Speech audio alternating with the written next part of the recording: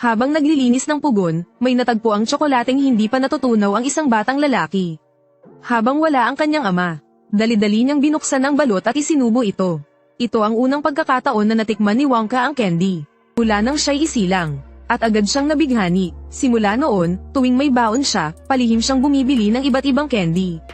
Itinatago niya ang mga ito at titikman sa lugar na walang tao. Sa tuwing makakatikim siya ng bagong lasa, isinusulat niya ang mga katangian ng candy. Pagkalipas ng isang taon, isang kakaibang ideya ang pumasok sa kanyang isipan. Sinabi niya sa kanyang ama, na gusto niyang magtayo ng isang pabrika ng tsokolate. Ngunit bilang isang dentista, kinasusuklaman ng kanyang ama ang candy. Agad niyang tinanggihan si Wonka at nagbanta, na kapag hinawakan pa niya ang candy, hindi na niya ito makikita pang muli. Ngunit desidido si Wonka, bitbit ang kanyang bag, iniwan niya ang kanilang tahanan. Gamit ang 6 na taon niyang karanasan sa buhay, naglakbay siya sa iba't ibang bansa. Ngunit pagbalik niya, nilaipat na pala ng kanyang matigas ang ulong ama ang kanilang buong bahay. Dahil wala nang matitirhan, mas lalo pang tumibay ang pangarap ni Wonka na magtayo ng pabrika ng tsokolate. Pagkalipas ng 15 taon, sumikat na sa buong mundo ang mga tsokolate ni Wonka. Nagtayo rin siya ng pinakamalaking pabrika ng tsokolate sa buong mundo. Isang prinsipe mula sa India ang nahumaling din sa tsokolate ni Wonka. Gumastos siya ng 60 bilyon para ipagawa kay Wonka ang isang palasyo na gawa sa tsokolate. Mula sa mga ladrilyo hanggang sa mga kagamitan sa loob ng mga kwarto. Lahat ng makikita ay gawa sa tsokolate. Tuwang-tuwa ang prinsipe sa kanyang palasyo ng tsokolate, at nagdesisyong doon na tumira habang buhay. Ngunit ang kasikatan ng tsokolate ni Wonka ay kinaiinggitan ng kanyang mga kakumpetensya. Gumastos sila ng malaking halaga para kumuha ng mga espesyaliya na papasok sa pabrika upang alamin ang sikreto ni Wonka. Ngunit sa huli, ang nagagawa lang ng mga kakumpetensya ay gayahin ang hugis ng tsokolate. Hindi ang masarap na lasa nito. Dahil sa mga espesyaliya, bigla na lang nagsara ang pabrika ng tsokolate ni Wonka nang walang palem. Pagkalipas ng 3 taon, biglang may lumabas na usok mula sa pabrika ni Wonka. Muling gumana ang mga makina sa loob ng pabrika. Ngunit ang kakaiba, kahit araw-araw ay maraming tsokolate ang lumalabas sa pabrika. Wala ni isang trabahador ang nakikitang pumapasok o lumalabas. Isang gabi, biglang lumabas sa pabrika ang maraming maliliit na tao na nakasakay sa bisikleta at nag-aabot ng mga flyers. Ito pala ang planong matagal nang inihahanda ni Wonka. Naglagay siya ng 5 golden ticket sa 5 balot ng tsokolate. Ipinadala niya ang mga tsokolating ito sa iba't ibang lugar sa buong bansa. Ang mga batang makakakuha ng golden ticket, may pagkakataong makapasok at malaibat ang loob ng pabrika ng tsokolate ni Wonka. At kumain ng kahit anong tsokolate na gusto nila. At ang batang makakasama niya hanggang dulo, ay makakatanggap ng isang misteryosong premyo. Pagkalabas ng balita, nagkagulo ang buong mundo. Nauubos agad ang mga tsokolate ni Wonka sa mga tindahan. Ang makapasok sa pabrika ng tsokolate ni Wonka ay pangarap ng halos lahat ng bata. Isang batang babae ang gustong-gusto ng golden ticket. Binili ng kanyang ama ang lahat ng tsokolate sa buong syudad. Pinagbuksan niya ang lahat ng trabahador para mahanap ang golden ticket. Hindi nga nakapagtataka na nakuha niya ang isang golden ticket. Ang pangalawang nakakuha ng golden ticket ay isang batang henyo. Sa pamamagitan ng pagkalkula ng oras ng paggawa ng tsokolate sa pabrika. Nalaman niya kung saang batch at lokasyon makikita ang golden ticket. Isang tsokolate lang ang binili ko at nanalo na ako. Hindi ko alam kung masarap, ayaw ko ng tsokolate. Ang pangatlong nakakuha ng golden ticket ay isang batang matako. Tsokolate lang ang kinakain niya araw-araw. At sa huli, pinalad siyang makakain ng isang golden ticket. Habang ini-interview, hindi niya mapigilan ang sarili na kumain pa ng tsokolate. Ang pang-4 na nakakuha ng golden ticket ay isang batang babaeng blonde. Kilala siya sa pagiging mapagkumpetensya. Katulad ng daan-daang tropeyo sa kanyang sala, mayabang siya. 3 araw pa lang ang nakakalipas mula nang inanunsyo ang paligsahan. 4 na golden ticket na ang may nagmamay-ari. Isa na lang ang natitira. Nalungkot ng husto si Charlie, isang batang lalaki na nakatira sa isang mahirap na lugar. Alam niyang mahirap lang sila. Siyam silang magkakapamilya na nakatira sa isang maliit na bahay na gawa sa kahoy. Minsan, hindi sila makaunat ng paa habang natutulog. Ang kanyang ama, ang tanging bumubuhay sa kanila, ay isang simpleng trabahador sa isang pabrika ng toothpaste. Habang nakatingin sa pabrika ng tsokolate, halo-halo ang nararamdaman ni Charlie. Nalulungkot siya. Tinawag siya ng kanyang lolo. Ibinigay niya kay Charlie ang kanyang ipon sa loob ng 18 taon. Ang 5 piso na iyon ang lahat ng pera ng kanyang lolo. Gusto niyang subukan ni Charlie. Baka sakaling swertehin siya. Bumili agad si Charlie ng isang tsokolate. Sabay nilang binuksan ang balot ng tsokolate. Pumikit sila at nanalangin. Pero wala itong golden ticket. Dahil wala na silang pera, wala na silang pagkakataong bumili pa ng tsokolate. Habang malungkot na naglalakad pa uwi si Charlie, may nakita siyang 10 piso sa daan. Lumingon siya at dali-daling pumasok sa tindahan para bumili ng tsokolate. Pagkabukas niya nito, isang golden ticket ang bumungad sa kanya. Hindi makapaniwala si Charlie sa nakita. Agad na inalok ng matandang lalaki sa tabi niya ng 20 pesos para bilhin ang ticket. Sinabi naman ng babae na bibilhin niya ito ng 10,000. Pero pinigilan ng may-ari ng tindahan si Charlie na ibenta ito. At pinauwi na siya agad dala ang golden ticket. Tuwang-tuwa si Charlie at agad na umuwi. Binalita niya agad sa pamilya ang magandang balita. Biglang nabuhayan ang lolo niya na 30 taon nang paralisado dahil sa golden ticket. Pero sa gitna ng kanilang kasiyahan, sinabi ni Charlie na isusuko niya ang pagkakataong bisitahin ang pabrika ni Willy Wonka. May nag-alok kasi na bilhin ang ticket ng 10,000 at kailangan nila ng pera. Sinabi ng lolo niya kay Charlie na hindi lahat nabibigyan ng pagkakataong matupad ang pangarap. May mga taong habang buhay na hindi natutupad ang pangarap. Tanging ang mga tanga lang ang ipagpapalit sa pera ang golden ticket.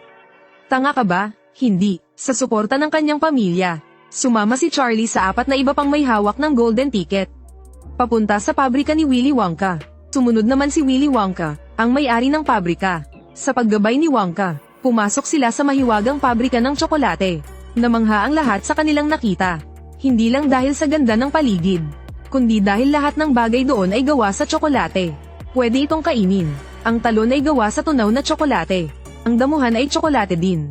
Pati ang mga bunga sa puno at ang mismong puno ay gawa sa tsokolate. May grupo ng maliliit na taong tsokolate na nagtatrabaho. Hindi pa sila nakakalabas ng pabrika. Kaya pala walang pumapasok na trabahador sa pabrika.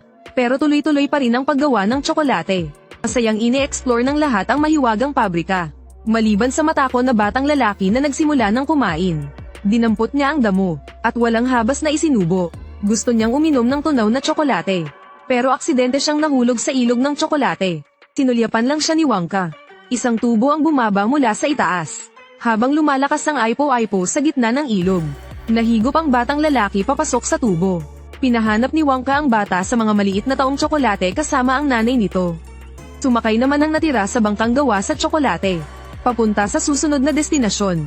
Ito ang silid gawaan ng chewing gum. Ang chewing gum na ginagawa rito ay nagbabago ng lasa depende sa nararamdaman mo. At isang piraso lang nito, katumbas na ng 3 araw na pagkain. Bagay na bagay sa akin yan. Huwag mo yang kainin.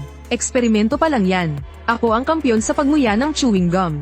Wala akong kinatatakutan. Sinubo niya agad ang chewing gum at ninuya ng mabilis. Habang ngumunguya, naging pula ang kanyang ilong.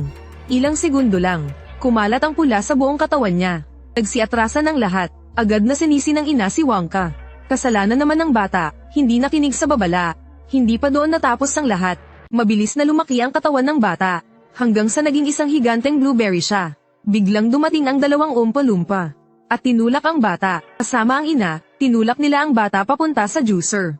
3 na lang ang natitirang maswerteng bata kasama ni Wonka. Dinala sila ni Wonka sa silid ng mga mani. Maraming bihasang ardilya sa loob ng silid. Kinakatok nila ang mga mani para malaman kung mabuti o masama. Ang mga masama ay itinatapon nila sa basurahan. Nakita ng mayamang bata ang mga cute na ardilya. Gusto niya agad bumili ng isa sa kanyang ama.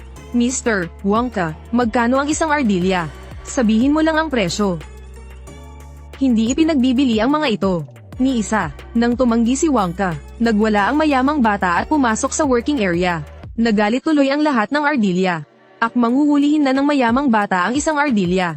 Nang biglang sumugod ang lahat ng ardilya, tinumba nila ang mayamang bata. Kinatok ng isang ardilya ang ulo ng bata para malaman kung mabuti o masama.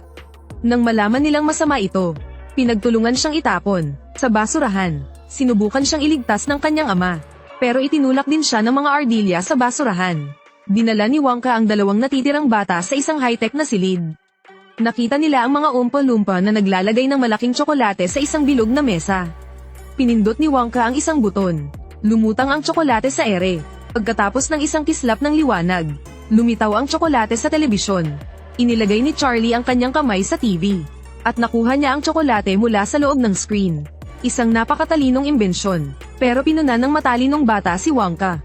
Alam mo ba kung ano ang naimbento mo? Isang teleportasyon yan. Ang pinakamahalagang imbensyon sa kasaysayan. Tapos ginagamit mo lang para magpadala ng tsokolate. Huwag kang maingay. May plano si Wonka. Wala siyang alam. Isa siyang tanga. Pagkasabi nito, tumalon siya pababa. Diretso sa bilog na plataporma sa gitna. Iniisip niya na kung kaya nitong magpadala ng tsokolate. Kaya rin itong magpadala ng tao. Muling kumislap ang liwanag. Na-teleport nga ang matalinong bata sa TV. Pero ang masaklap, hindi na siya makakabalik. Lumiit siya na kasing laki lang ng palad.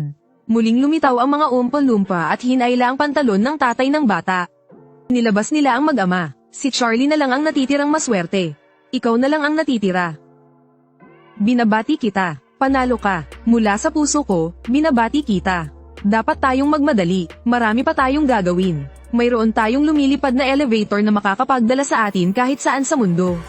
Lumabas ng pabrika ang 4 na natalo kasama ang kanilang mga pamilya. Sumakay naman si Charlie sa elevator kasama si Wonka. Tumakbo ito palabas ng bubong. Lumipad ang transparent na elevator papunta sa bahay ni Charlie. Dumating si Wonka sa bahay ni Charlie. At idineklara niya si Charlie bilang panalo. Ang premyo ay ang pagmamana ni Charlie ng pabrika ng tsokolate. Tuwang-tuwa si Charlie. Pero may isang kondisyon si Wonka. Kailangan iwan ni Charlie ang kanyang pamilya. At titira siyang mag-isa sa pabrika ng tsokolate. Tinanggihan agad ni Charlie ang premyo. Hindi niya kayang iwan ang kanyang pamilya. Para lang yumaman. Hindi niya kaya. Hindi maintindihan ni Wonka ang desisyon ni Charlie. Muli niyang tinanong si Charlie kung tatanggapin ba niya ang premyo. Sinabi ni Charlie na pwede niyang manahin ang pabrika. Pero kasama ang kanyang pamilya. Umalis si Wonka sa bahay ni Charlie na naguguluhan. Dahil sa sobrang lungkot ni Wonka, lumala ang lasa ng mga tsokolate niya. Isang araw, nagpanggap siyang tagalinis ng sapatos at pinuntahan si Charlie. Tinanong niya si Charlie kung ano ang ginagawa niya kapag nalulungkot.